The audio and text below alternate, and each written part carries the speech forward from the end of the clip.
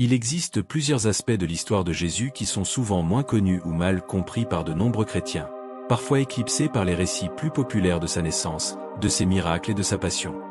Développer ces sujets peut enrichir la compréhension de sa vie et de son ministère. Le contexte sociopolitique et économique de la Galilée, une vaste région située dans le nord d'Israël. Beaucoup ignorent la complexité du contexte dans lequel Jésus a grandi et commencé son ministère. La Galilée du 1er siècle n'était pas une paisible région rurale.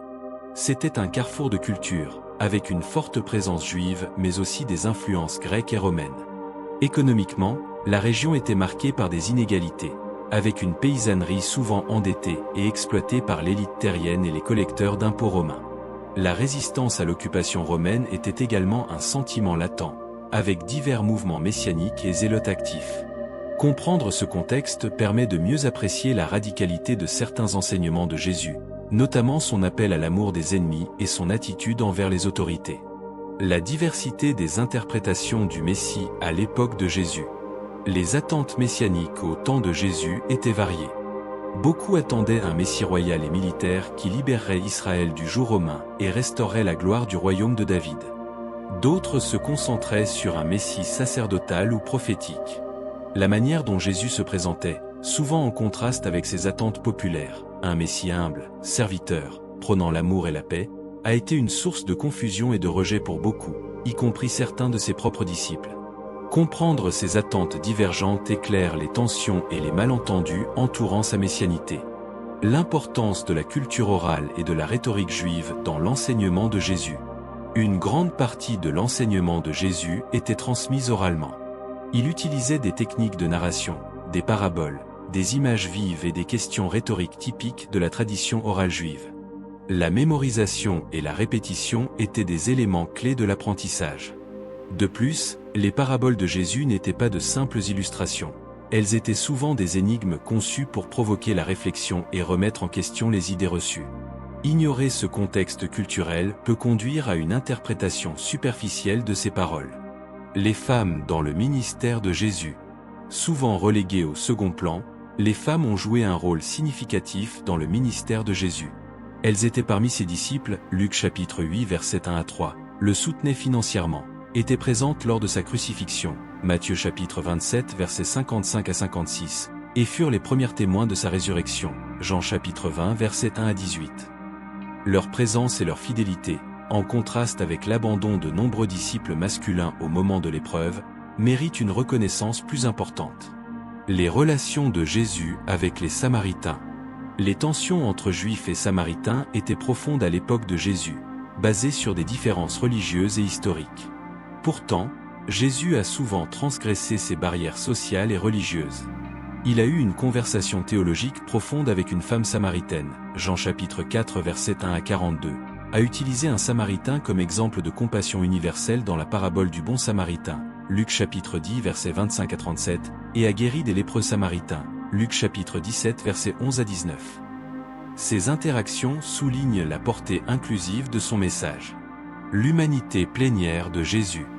Bien que sa divinité soit un pilier de la foi chrétienne, l'humanité pleine et entière de Jésus est parfois sous-estimée.